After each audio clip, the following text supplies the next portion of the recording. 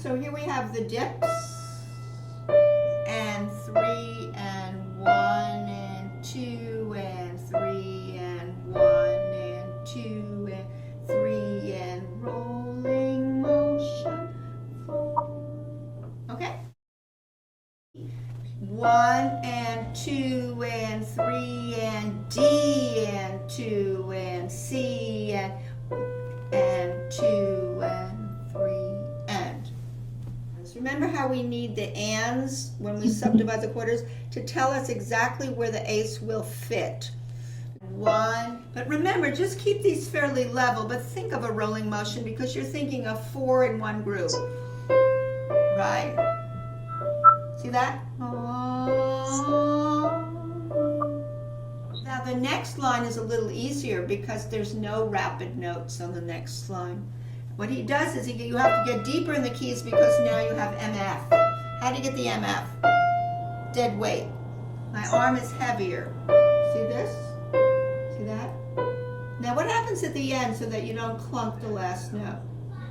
Go forward. So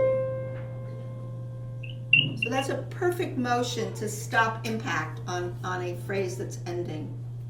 Now to get the bigger sound, what are you going to do to get a deeper in the keys sound for mezzo forte?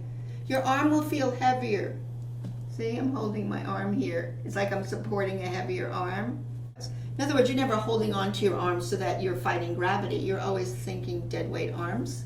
Except when you play softer, your arms become more buoyant and they're less heavy. So you want to be a little heavier, but you still have at the end of the spectrum the floating, flowing wrists. So that keeps it a singing tone, right?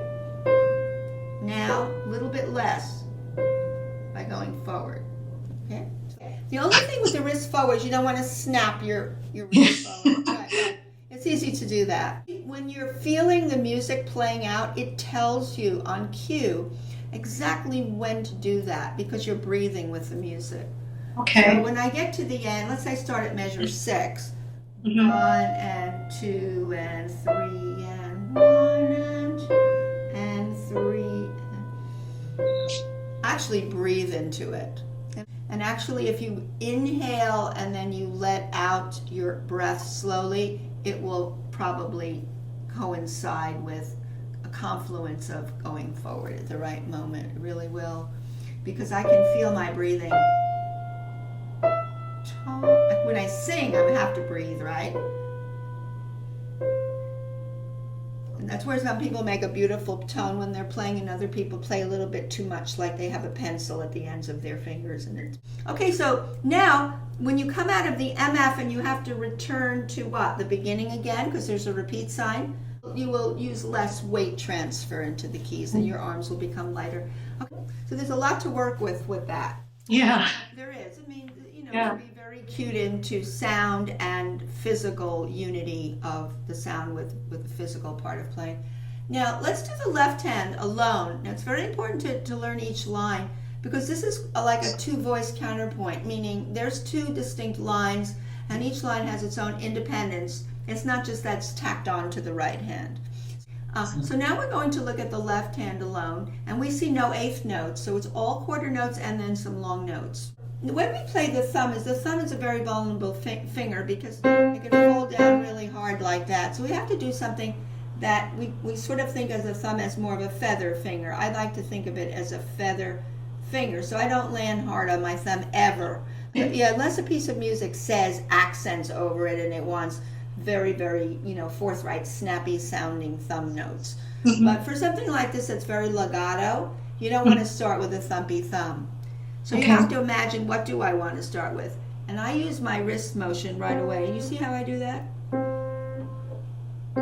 And incidentally, I'm not going to be very loud on my thumb because I don't want it to upstage in this texture. I want it to be a little bit below in the balance between the hands. You hear more of what? You hear more of what? The right hand. Melody. Yeah, even though I'm aware of what the left hand's doing, I'm balancing toward, in this particular piece, balancing toward the soprano. Okay, so when you start your thumb, you don't want to crash, but you want to have a little bit of wrist forward motion. And then you're going to do your down ups just like you did before. But not so loud because it's going to be below what you did upstairs. See what I'm doing?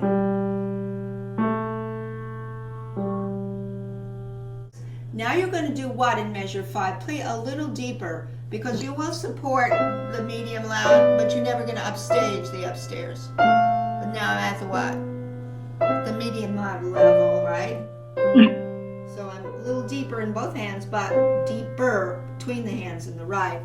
Especially that last note, I would really fade it. Then breathe through it.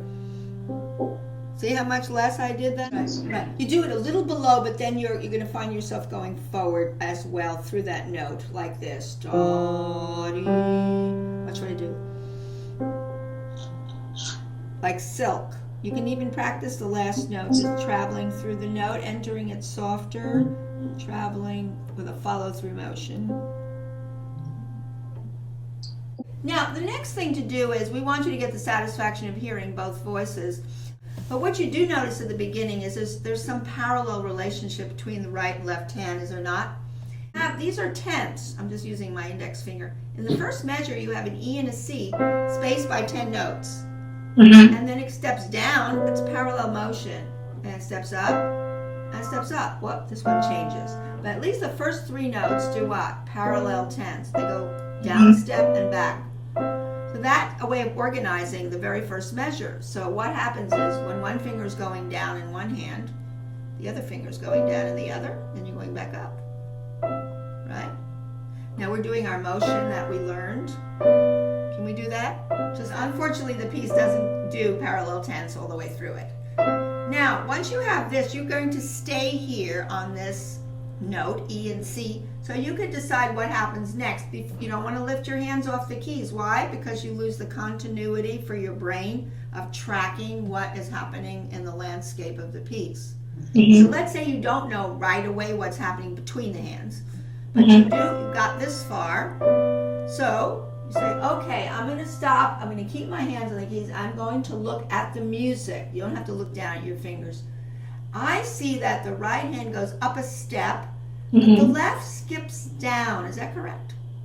The left skips down from where it is on middle C. Yeah, it does. So you've got to kind of stay here until you're absolutely sure what's going to happen next. What is going to happen next is step up in the right, skip down, and then you want to stay there and study again what happens. What happens next in the left hand? It goes up. It goes up in steps while the right hand holds that F, but then they meet where? Right here. Right? So you have to come to grips with what's happening between the hands. If you know each hand very well, that's still not enough to put together, right? You have to have some organizers. So we're going to go very slowly. We're going to go as slow as we need to, but we're not looking down at our hands. We're going, oh, all right, skip down, step up.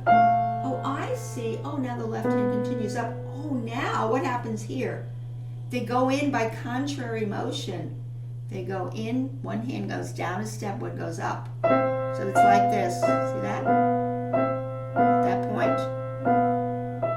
So I start to see these relationships.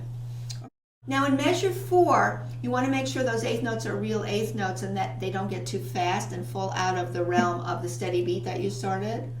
So 1 and 2 and 3 and 1 and 2 and 3 and 1 and 2 and 3 and 1 and 2 and 3 and. Another thing I notice in this is a sequence. A sequence means there's usually a pair of measures that relate to each other. Usually in their melodic contour and the way they're actually written on the page. And I see a sequence. I'll show you where I see it. Here's the main measure that's going to be sequenced, right? Do they relate? Because it went half step down and then a step down again. And the left hand went up 3 notes. Then it started at a lower level and it went up 3 notes. So there's a relationship. Hear that? because the right hand's stepping down in one measure, and then it's going to another level, but it's stepping down again. The left hand's going up 3 notes, but then it's going lower, but still stepping up 3 notes. So the ear is hearing a relationship of lean less. Isn't that true? Yes. It's easy to go. Watch. A lot of students will do this. That doesn't make sense.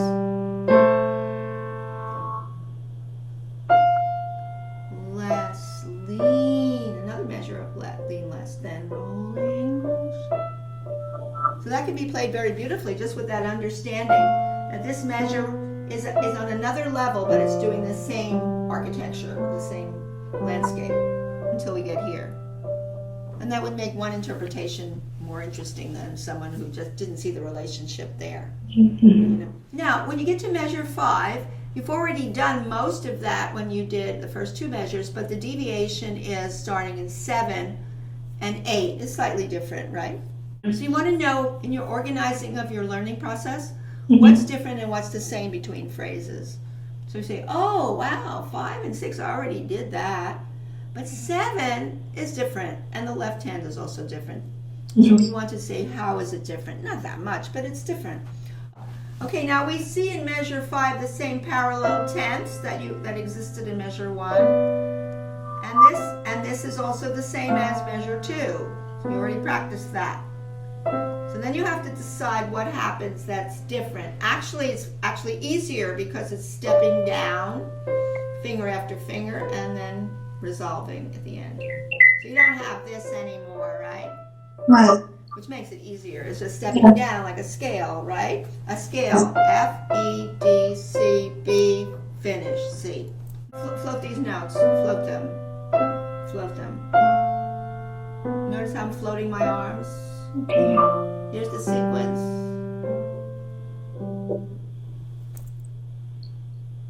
1 and 2 and 3. Yeah. The one other thing that I would mention is in measure 2, measure 3, and measure 6. But I'm going to go to measure 2. Be careful that your third beats don't poke out in the melody on you because they're falling down. Those notes are falling down. Watch. That's what I mean. Lean less, rolling motion. So you don't want, you want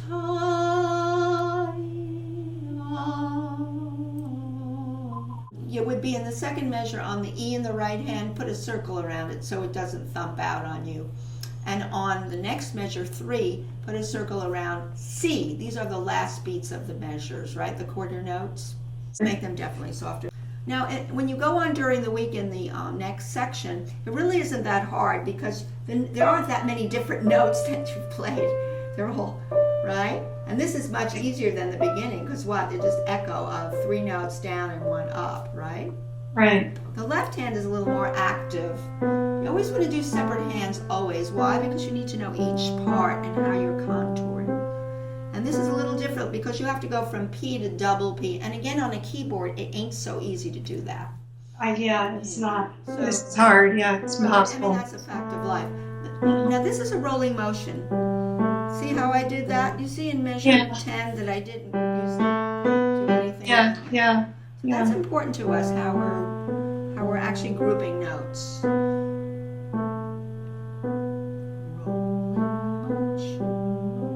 See, that's what we're learning. Choreographies that fit the music. The music tells us, it screams out at us to do that, actually. And so when you're doing this duet, which is intense, look at that, tense, parallel tense. That makes life easier for you to learn that little place there. Now this can upstage the decaying D. See that D? That D is the melody. And we don't want those 8th notes to jump over the melody. That's a tricky place. Yeah. See what I mean? So you have to be a little deeper. So now, both hands. That's even harder.